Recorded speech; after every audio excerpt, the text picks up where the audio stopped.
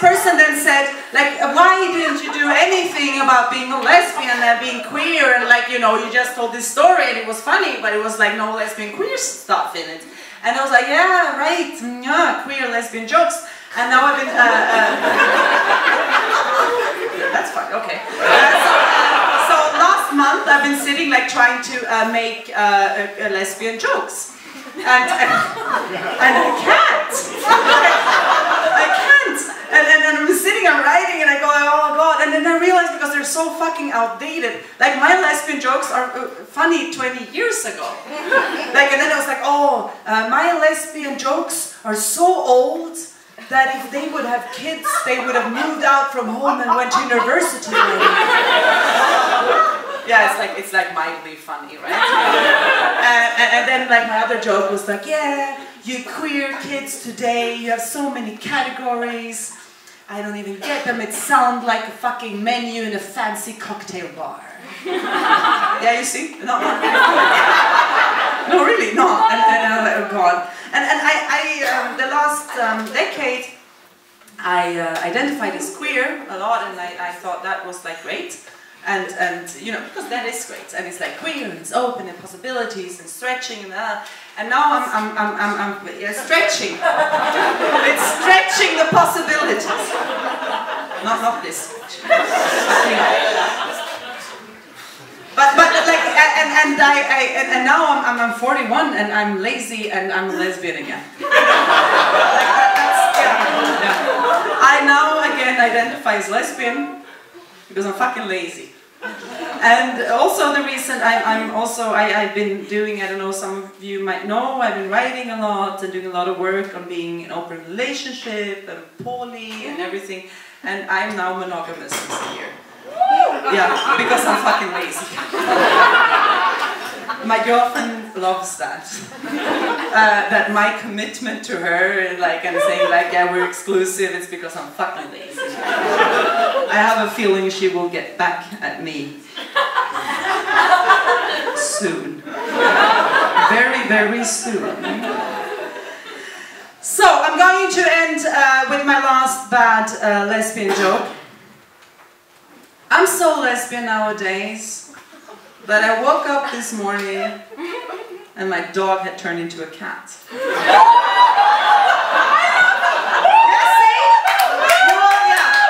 You only get that if you're a 90s lesbian. All the queer kids today, they go like, what? She killed a dog?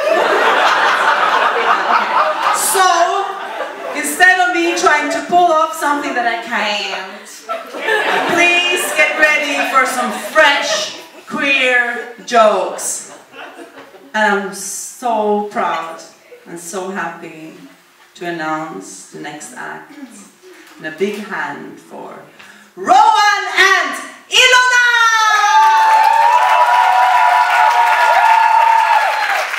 Yeah, that's Rowan.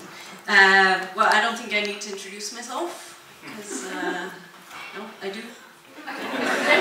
Well, I'm sleeping with the host. Kind of why I'm here also. It's the older one of those three, the oldest one. Yeah. Right, but we're also here to make her look funnier. Right, so, that as well. Yeah. But anyways, so since tonight's topic is work, we thought we're going to tell you all about how much work it is to be a millennial. But what is a millennial? I hear you ask. Right. And I have all the definition right here. Yeah. So, according to the English newspaper The Guardian, millennials like to use their phones, especially in the theater. They don't like working. They want to share everything on social media. They like socialism. They have short attention spans. They are narcissistic and lazy and entitled and practically homeless. Right, so basically what you're saying is they have student loans they'll never be able to pay off, Yeah. the complete inability to afford rent, and the gradual realization that they'll work until they're dead and still end up poor, cold, and alone. Right, yeah, that's kind of it. Pretty much it. Well, anyways, but you guys remember, right, when Beyonce, she was singing all about being flawless and everything, right? And you see, we are the generation, we are flawed, and we like it like that. Yeah. And just like that, everything else went down the drain, because we started out with YOLO. You remember YOLO? You only live once. Seize the moment, live in the now, take risks. YOLO! Yeah, that was fun. Yeah, it was great. But now, we moved on, to, or in between kind of, we moved on to FOMO. Right.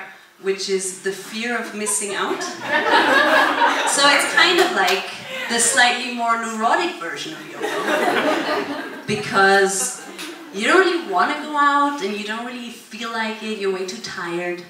But you end up doing it anyways. You do the thing, you have the fun, so that's good, right? But now everything went even more to shit because we ended up with JOMO. What the fuck's JOMO? Well, JOMO is the joy of missing out. I wish I was joking here. So that means we don't need to party, you know, we don't need to go out. We would rather stay home, get high on our lemongrass shot, and listen to our favorite band that nobody's ever heard of. Right, because what we realised is that all we really need is self-care. That's true, that's true. However, it also means that you can be a narcissistic asshole as long as you're on antidepressants. No, that's not the right. Sorry. No, wait. That was as long as you own up to it. Sorry, that was really sorry. Yeah. No, but it's actually okay because I am on antidepressants, so. Oh, really? Yeah. Oh wow, you are so. Isn't she brave? I mean, give it up, give it up. We are just so happy that you're taking care of yourself, and you can come here tonight and share this with us. Wow. Okay. Well, thank you. I guess. Anyways, no. We do realize that self-care is important, yes, right? Especially if you're struggling with something and everything. So that's totally valid. It's just that, you see, your generation, I assume, I can't really see, your generation was all about, you know, solidarity with oppressed groups and women's liberation and suffrage and... Oh no, sorry, I think that was before you. But anyhow, the point is, you were all about punk and riots and loud and everything, you see. But now, we ended up completely in a different place, and I will show you, because we'll ask a millennial. It goes like this. Do you want the revolution? Yeah! Do you want to fight for it? Yeah! Do you want to come to the demo tonight? Yeah! Oh, I can't. I'm sorry. I'm having a self-care day. Right. You see, because the thing is that we realize that it's the most important thing to live in solidarity with yourself. Yeah. And that's why we do a lot of self-care, which is like take a bubble bath. Netflix and chill. Quinoa and kale. Be selfish. Treat yourself. Dance like no one's watching. It's okay to cry? Yeah, I think it's also okay to cry. Don't feed your cat. Yeah. Do not pick up that phone call from your dying grandmother. Don't recycle your plastic bottles. Throw those fuckers into the street. Right, yeah. Also, maybe Photoshop yourself into a picture of Kristen Stewart. Because you are precious. And you are a gift. And you do not need an undercut to belong. That's right. I don't have one. She does. Because the thing is, no one's truth is more important than yours. But your truth is no more important than anyone else's. Right, okay. So, anyways, remember, you are valid. And you are loved. But flawed. So flawed, yeah. So anyways, since tonight is kind of like the queer version of the comedy club, you might wonder, are queer millennials any different? Well, that's a good question, because you see the difference is all millennials are queer. That's true. True story, yeah, really. It's just that we solved that problem, right? Because we came up with a lot of words for a whole lot of things, you know? Because we just love to split up into increasingly tiny groups and never accomplish anything politically. Yeah.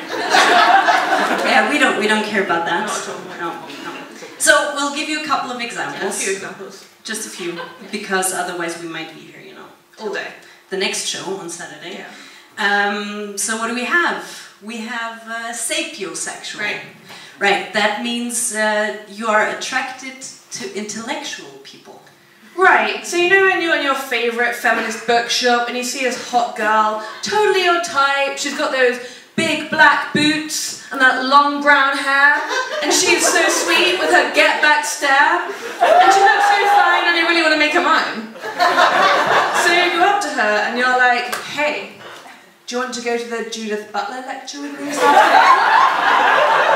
And she's like, Judith who? So you throw your pumpkin spice latte into her face and get the hell out of there.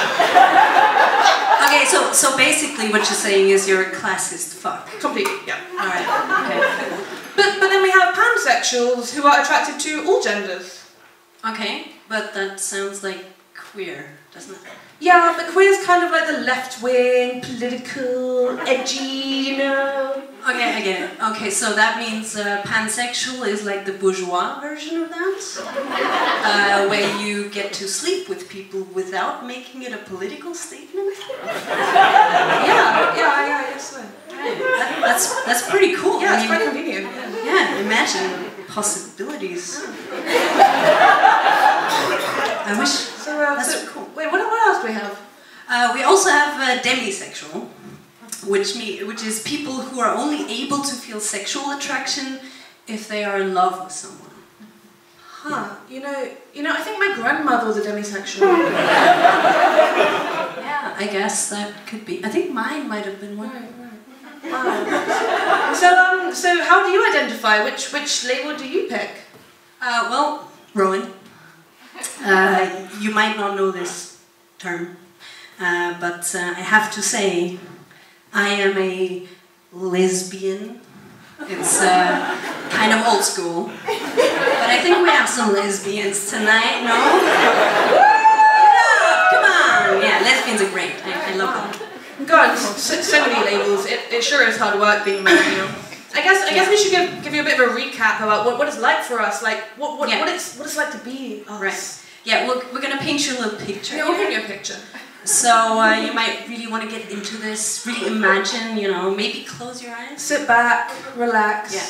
So here goes. You ready? Yeah. Okay. So it goes like this.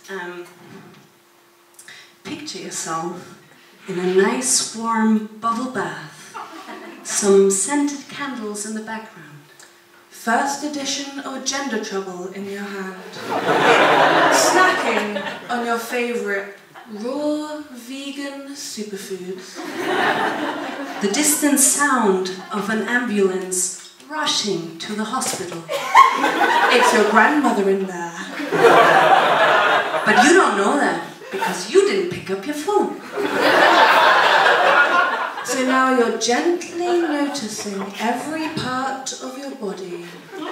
Listening to a podcast about the history of anarchism, drowning out the sound of your starving cat scratching at the bathroom door. But it's all okay, because you know the struggle is real.